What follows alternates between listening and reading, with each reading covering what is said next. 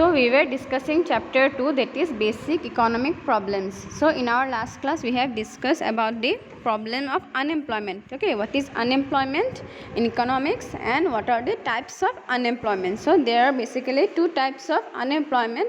First is the rural unemployment, okay, and the second is the urban unemployment. Yes, so rural unemployment is again of two types. First is the disguised and the other is the seasonal unemployment. And your urban unemployment is again it is of two types. First is the industrial unemployment and the second is your educated unemployment. So today we will discuss about the qualitative standards of employment. Okay, so here we will see what is the qualitative standards of employment in case of your organized sector and your unorganized sector. Okay, so organized sector, what it is, you see, organized sector is one where the number of workers is 10 or more. Yes, so organized sector is one where there is at least 10 number of workers or more. Okay, it is basically regulated by the government or any other appropriate authority. Yes, so that's why what happened in case of an organized sector, they have a better working condition. For example, your fixed working hours, okay, better salary. Yes, so that's why in case of an organized sector it is said that the qualitative standards of employment is better. Okay, for example, they get all sorts of your social security like your insurance, okay, medical facilities and your provident fund, pensions, okay, etc. So they all the workers working under your organized sector, they get all these facilities. So that's why the qualitative standards of employment is better in case of your organized sector. Okay, whereas in case of your unorganized sector, and unorganized sector is one where the number of workers, yes, it is less than 10. Okay, and it is not regulated by the government. Okay, so that's why the workers working under unorganized sector, they do not get the social security like in case of your organized sector, like your insurances, they do not get these facilities. Okay, pensions, provident funds, they do not get these facilities. So that's why it is said that the qualitative standard, okay, the standard of employment is lower in case of an unorganized sector. Now next we have is a worker population ratio. Okay, so worker population ratio, what it is, how it is calculated, you see, it is the ratio, okay, of total workforce to the total population. So if we have to calculate the worker population ratio, we have to divide the total workforce by the total population and again multiplying by 100. So workforce, total workforce means the working age group people, okay, mainly your 15 to 59 years. So those people belonging to 15 to 59 will be called your working population. So total workforce will include those population, that is between 15 to 59 years. Okay, and your total population will include your child age group, your working, that means your adult age group, and your old age group. Okay, so these three will constitute your total population.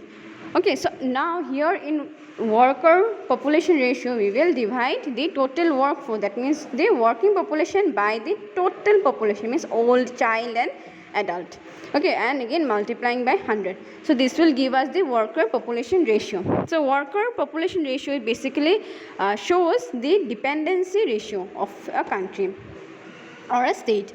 So if the rate increases, okay, if this worker population rate it increases, it will mean that there is a decrease in the rate of unemployment. Okay, it means more people are working, then they are simply remaining as idle. So that means an increase in the rate of your worker population ratio will mean your decrease in the rate of unemployment. So now here you see in the table, so here it is showing the worker population ratio per thousand, okay, per thousand in case of India and Assam. So here you see in India it is, in your rural areas it is 359 and in Assam it is your 322. So worker population ratio is high in case of India than in Assam. Okay, similarly is the case of your urban areas, 342 in India and 324 in Assam. So it is again high in case of your India. And your total, that is rural and urban combined, it is also high, that is in case of your India figure, that is 354, and in Assam it is 322. So we can conclude that in case of India, the worker population ratio is higher than in case of your Assam figures. Yes, that means India, the unemployment rate will be less. Unemployment is less in your national figure, all India figure, whereas it is high in case of your Assam figure. Okay, now next we have is your unemployment in India and Assam. Okay, so unemployment is basically calculated by the National Sample Survey Organization, the NSSO.